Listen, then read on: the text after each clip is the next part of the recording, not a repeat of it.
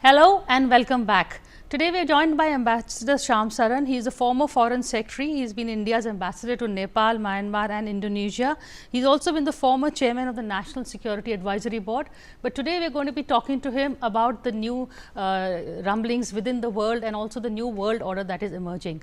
So welcome to this conversation, Ambassador. Good to have you here. Thank you for inviting me. Thank you. And I've been reading all your columns with great interest. You know, these are indeed very troubled times that we are living in. In fact, ever since World War II, I think this is the first, this is the time we are seeing again a re-emergence, restructuring really of the world order. So before we go into the details, how do you see the new world order emerging? Are we seeing certain camps that are happening between, say, Iran on one side, maybe Pakistan deciding where it wants to go, Turkey, China, Russia, and on the other side, of course, is the US, Israel bloc, and where does India stand? The first thing I would like to say is that there is no, new global order emerging. I mean, there is a new global disorder emerging. And the situation remains very fluid. There are many regional shifts taking place, global shifts taking place. So I think it will be some time before the dust settles and we have some idea of what could be the contours of a new order. But at this point of time, I think we are in a very dangerous situation where everyone is hedging in a sense. So nobody is quite certain as to how his or her country should position itself in this shifting kind of a landscape. And therefore, everyone in a sense is becoming very transactional. Where the usual kind of norms of international behavior are almost completely being swept away. If you look at what Israel is doing first in Gaza, and then now this unprovoked war with Iran, all norms have been completely thrown out of the window. And you have the strange spectacle of countries which, for example, held Russia responsible and being the aggressor in Ukraine, do not seem to see the parallel here with regard to Israel and Iran. I know, irony died 1,000 deaths when Putin offered to mediate, I think, in Iran, in Israel. Sure, yeah. So we are really in a very strange kind of a situation. And I think, of course, it faces India with many challenges, which we can talk about later. But I would like to say that any sense that we are, in fact, seeing the emergence of a new global order, I think that will be some time before we get any sense whether there is going to be a new global order. At the moment, the old order has almost completely disintegrated and nothing has really taken its place and doesn't seem as if there is something logical, something which is stable, which is emerging in its place. Okay, I'm going to ask you. No leadership, in terms of the major powers. There is no statesmanship. They are as transactional as anybody else. Correct. I mean, how much do we blame Trump for the new world order or the disorder, as you very rightly pointed out? He is an extreme case in a sense. I mean, he's a more acute manifestation of the disintegration that has been taking place in the global order for some time. It is not something that has happened overnight. I like that. He is a manifestation. I like that thought. But just now to focus on the Israel action, what is Netanyahu's end game? He is talking about a regime change. A regime change means doing away with the Ayatollah. How does that help stabilize the region? Because any vacuum again creates its own chaos. And we've seen the history of regime changes. They haven't really been very stable in the past.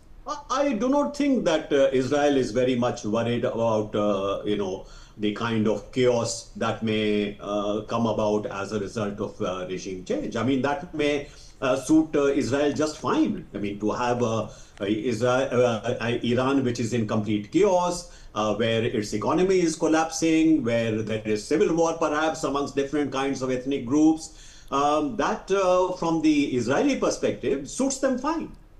So I don't think that they are really worried about, what the day after will bring. I think the day after will have consequences for many other countries, including us. But I'm not so sure that Israelis are very much concerned about the likelihood of a chaos, likelihood of a disintegration taking place in Iran. They probably think, wrongly I believe, probably think that this is actually good for their security. And to some extent, it seems that the United States under Trump at least seems to have bought into, if not the complete narrative, at least quite a bit of that narrative. Yeah, there seems to be, I agree with you, strategic paranoia where Israel is concerned. But why is Trump playing along? Why has he bought into this narrative? He was on the verge, or he was in conversation with Iran, and then the timing of the Israeli attack. And why is Trump kowtowing so much to the Israeli line? Is it some pressure from the Jewish lobby, or is it more to that?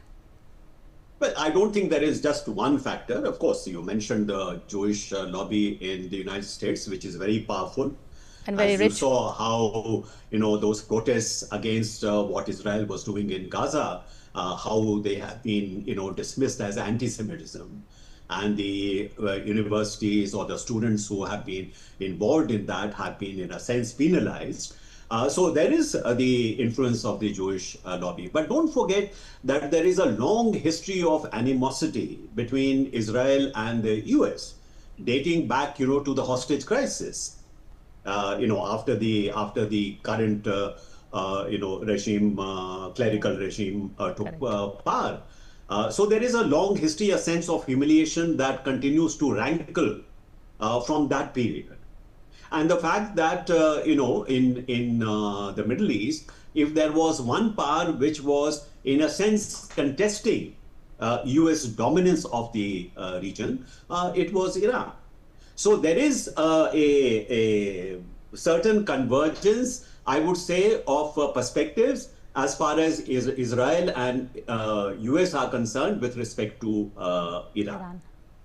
And also, I think there is a kind of perception of Israel, which is shared in the US, that never before has Iran been as weak as it is today. With Hezbollah having been decimated, with Syria now, Assad gone, with Hamas, well, not obliterated, but certainly greatly weakened. Right. The Houthis have not been able to really carry forward their campaign against shipping in the Red Sea. So there is a perception widely shared, I think, in the United States, and which is, of course, the Israeli perception as well, that never before has Iran been in as weak a position as it is today, and that this is the opportunity to really, in a sense, remove Iran as a kind of a substantial player in the Middle East now. And of course, get rid of its nuclear capability, if not forever, at least for a very considerable time to come. So when Trump says something big will happen in the next few weeks, what are his options? Is he going to, it seems more or less he has decided that he is going to actively join that war. Well, they are already actively involved in the war. At some level, yes. I mean, let's not have any illusions about that. That number one, Israel would not have undertaken an attack of this scale without a go-ahead from the United States of America. That's number one. Okay. Number two, the defense of Israel against whatever attacks are coming in from Iran would not be possible, again, without active US collusion or active US support. Okay. After all, the US has very significant military deployments in the region. It has also, as you would have seen the reports, it has further strengthened that particular deployment in the region. It has brought in more firepower. So I would imagine that, this is to make certain that should this escalate to a point where Israel's security itself gets threatened, then the United States will step in much more actively than it is. But to think that the US is not actively involved already, that is a misperception. And not only the US, by the way, I mean, some of the other Western countries are also in a sense, supporting Israel. You saw the G7 statement, where Correct. it is stated there that Israel has the right to self-defense. Well, how do you assert that right when you are the attacker, you are the aggressor? And how do you read India's positioning on this conflict? We abstain from the SCO statement, which is in a way giving support to Israel.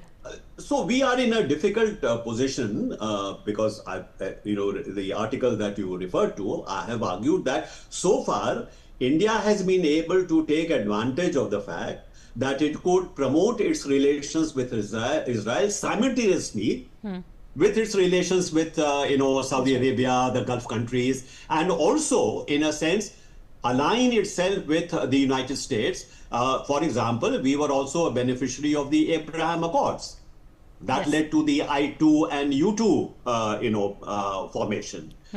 It also created the possibility of looking at IMEC, the India Middle East Economic Corridor. So it was based on certain assumptions of a degree of stability in the region, and that we will for some time to come not face any kind of political instability or any kind of violence. Now those assumptions have been very severely undermined, so naturally we have to we have to rethink. But with respect to our relations with Israel, those relations have become very important to India, especially from the security point of view, because Israel has been a major supplier of sophisticated defense technology. It has been very helpful to us in terms of building up our defense, particularly the very high quality precision guided missiles, for example, which played an important role during the recent Operation Sindoor. Correct. So I can see that India is in a somewhat difficult position, not to be seen very explicitly opposing Israel, but I would imagine that there is some degree of disquiet within our establishment that this is putting us in a situation where there are no good choices in a sense.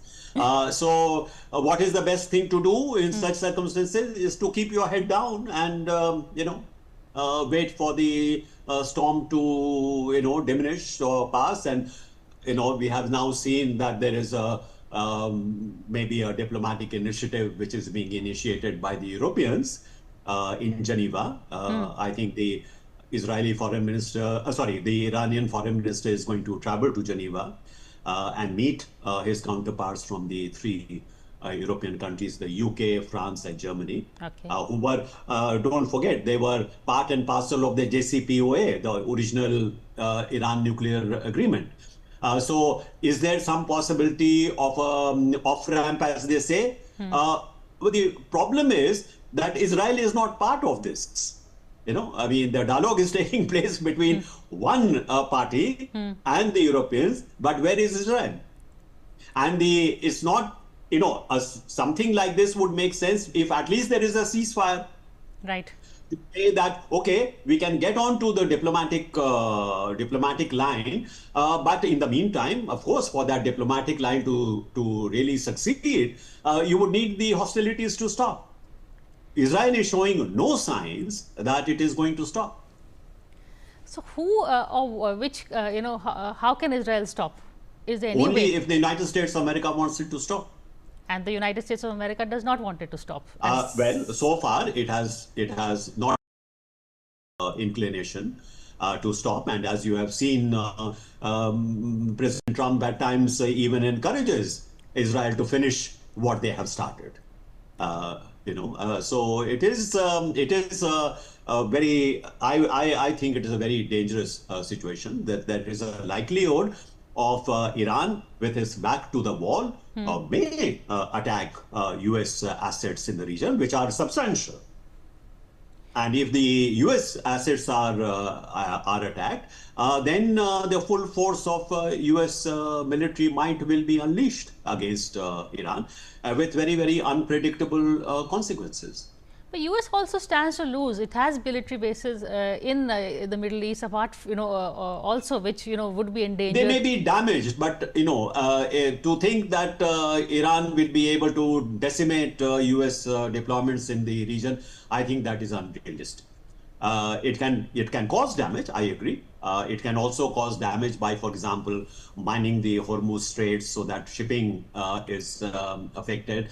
But Iran has some limitations in this regard because it doesn't want to also lose the support of the other Arab countries. For the first time, all the Gulf states have spoken out in support of Iran.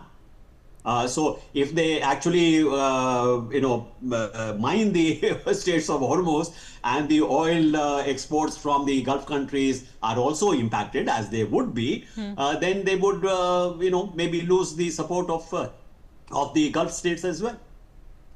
So, if just to complete your thought, if Israel succeeds in the so-called regime change, how much of chaos would the Middle East plunge into? There will be huge chaos. As I said, Israel may be not worried about the morning after, But we are. but the region will be worried about the morning after. Well, Because a completely unstable, in a sense, unhinged kind of Iran, which is, by the way, it's a nation of 90 million people. It's not a small little country in the region. right. It has been, and it's a civilizational state. It has a very strong sense of its own identity. And, we should also think about the history of that civilizational, connect between India and Iran. I think whichever way you look at it, Iran, which is, so badly fractured as a result of regime change or because of the impact of this very debilitating war, would be a great, a very a factor of great instability and possible spreading violence, not only in this region, but it will have global consequences. Meanwhile, let's just talk about our immediate neighborhood also. We've seen this wooing of Pakistan, perhaps because they needed, the US needs Pakistan in this action against Iran. Where does India stand in all this? Are we on a back foot because, Pakistan has got China, it has actually always had US, it's been a client state of the United States. What should India do to correct these moves? No, so I think, as you said, Pakistan has always been a tactical asset in times of crisis, whether it was the Afghan crisis for several years. Now that there is maybe an impending, military engagement with Iran involving the US military assets, being a neighboring country to Iran, and having bases in Pakistan as US does even now, like for example the Noor Khan air base is, I believe, still utilized by the United States of America. That would be a great logistical asset to the United States. So I can see the logic of US reaching out to Pakistan to see, in case there is a situation which may arise, which would make accessing targets in Iran easier from the Pakistani side, then they would be ready to make some give some thing in return to Pakistan. Something more. So we have to let's be very clear that as far as a global power is concerned, or a power with global interests, if those global interests require that some relationships, either with allies or with partners, need to be somehow sort of downgraded for the larger global purpose, they will do so. So I take you back to 1972 when US reached out to China. Right. They did so without telling any of their allies. It came as a complete, the Japanese used to call it the Nixon shoku, because because they were so taken aback by this move being made by the US towards China, without taking into account the interests of its allies, closest allies. So we should be, while we value our strategic partnership with the United States of America, we should always be mindful of the fact that the US, in pursuit of its larger global interests, as US perceives it, if it means sometimes, downgrading the relationship with India and building up Pakistan for the time being, that's par for the course, I would say. Yeah, So we should always be mindful of what collateral damage can be done to India's interests. Not because the US is deciding to target you, but the US is pursuing interests where the strategic partnership with India can be, if for the time being it needs to be downgraded, it will be downgraded. Look at what is happening with Australia, which is a close ally with the United States. Now the US is saying that AUKUS, which it persuaded Australia to join, and which caused so much of angst between Australia and Paris, today the US is saying, well, we have to maybe review it, it is not worth our while, leaving Australia high and dry. Well, as you said, So, sorry, complete your thought. No, I'm just pointing out that we should always be mindful of the fact that while there is great value in the strategic partnership that we have with the United States, and I see no reason why we should, in a sense, say that this relationship is no longer important. I don't think that is the case. All that I know of sort of military defense relationship is very strong, and it is continuing to develop. As far as our counterterrorism, cooperation is concerned, that seems to be quite intact and in place. So as far as the nuts and bolts of the relationship are concerned, which are important to us in terms of building up our technological capabilities, in building up our defense capabilities, I think the United States will continue to be an important partner. But that there will not be hiccups on the way should also be taken into account. And we should try to, our diplomacy should be geared to safeguarding ourselves from the negative consequences of these tactical shifts. Like, for example, what is happening with the US, between the US and Pakistan today. So, was the Prime Minister Modi right then in declining President Trump's last-minute invitation to drop in on his way back from Canada? Well, I don't think we should read too much into it, because after all, he had already scheduled a visit to, I think Croatia after the G7 summit.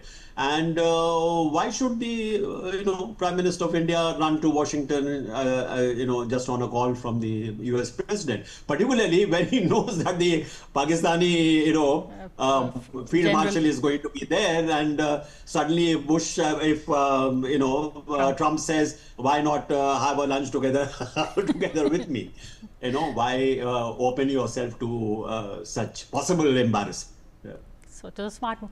I also read one of your columns where you spoke about how India should also be, we should be focusing on our immediate neighborhood, like the delegations that were sent to 33 countries. We should have sent some of them to perhaps countries, in our neighborhood rather than, reaching further out.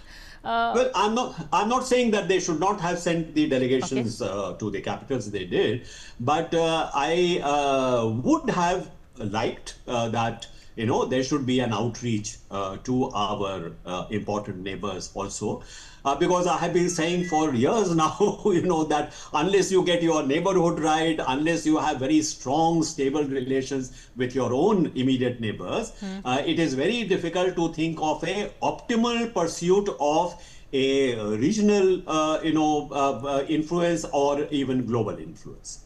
Because a unstable neighborhood, if crisis happens, it always drags you back. So it is important for India to be a security provider for the region. It should be seen as a engine of growth for the region. So once you have a peaceful, stable neighborhood, it enables you to play the larger role that you wish to play, both in the region as well as globally.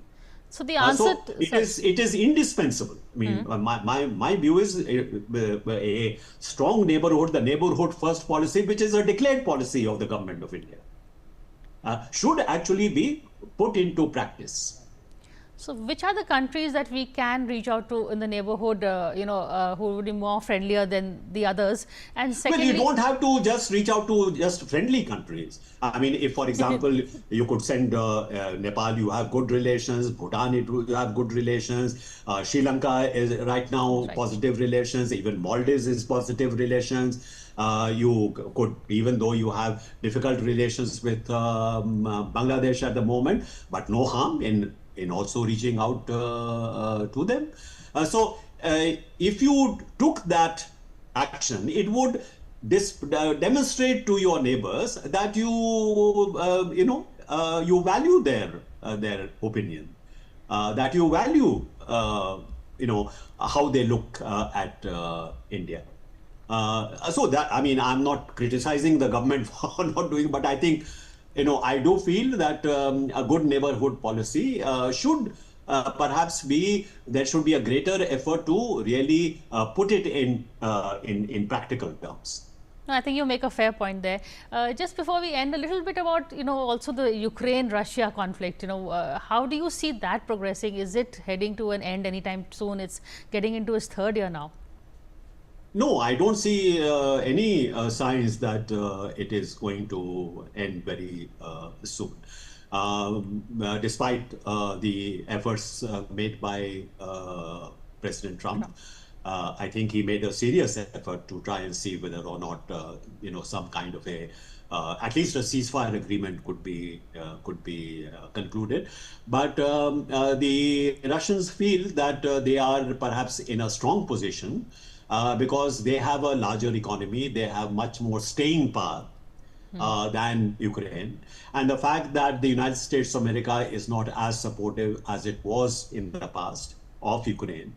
And the Europeans, there is also amongst the Europeans, there is some war fatigue. This has been going on for quite some time. Ukraine is not in a very good position. But then sometimes there are surprises. So surprise was the operation carried out by Ukraine, a very deftly planned operation, which deprived the Russians of a fairly large part of their strategic assets, completely unexpected. Now, even in the Israel-Iran conflict, I don't think that the Israelis would have expected the kind of response that they have seen from from Iran, despite the weakness that Iran has. The fact is that it has been able to inflict considerable amount of damage on Israel. So there are these, uncertainties about modern warfare, where the kind of weapons which are in use, the kind of tactics which are in use, they are very different from the conventional tactics. Even in Operation Sindoor, you saw that. Right. Right now, for example, the kind of race is between how long will Israel continue to have its interceptor missiles stocked, and how long will Iran have its this missile stock, particularly the hypersonic missiles, which are the ones which are causing the most damage, because they are able to fly through the defenses, Israeli defenses. So if the Israelis are going to run out of interceptors, will the US quickly resupply them? There are reports that the US itself does not have very large arsenal of interceptors. Therefore, they are a little wary of running down those stocks. Because if the conflict goes on for a long time, it will also mean that US stocks will get diminished. So there are these kind of uncertainties. But for the moment, I would say the fact that the Iranian foreign minister is going to Geneva, that the US seems to have, in a sense, given its go ahead for that by pausing, in a sense, the likely direct participation for another 2 weeks. That should give us some hope, because even the Israelis may be finding that the going is more tough than they had perhaps anticipated, and may be ready to call it a day. Which I is mean, that's just a hopeful, hopeful expectation. I don't know whether it would really happen. well, a hopeful note is always a good note to end on, but you Yes, are correct. The certainly. new rules of engagements, nothing is certain. The old rules really don't apply. Yeah, So, we are in a very uncertain situation, and as I said, in a somewhat dangerous situation. So we have to watch carefully, keep India safe, because that's the first order of business. and there is no You know. one to mediate, no big, earlier on United States took that role. Now United States, as you said, is also entered into a very No, transactional, they amoral, are a participant in the they're a war. participant. So who So will be the I mean, to police or the big expect brother? there is no police. There There's is I mean, there is the guy with the big stick, who's says what I say counts. And so I mean, this is why I say this is becoming a normless world. Where even the great powers were obliged to follow certain norms Right. most of the time.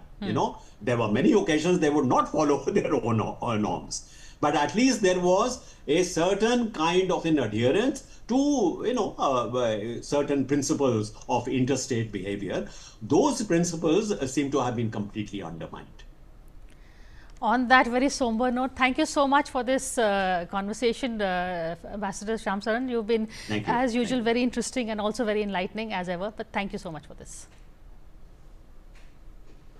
Well, that was the former Foreign Secretary and former Ambassador talking to us about the Iran-Israel conflict and also the dangers of negotiating the new rules of engagement, what he calls a normless world where every relationship is really transactional, and where does India stand in all this. Well, this is the story we'll keep following, but for now, we're going to slip into a quick break.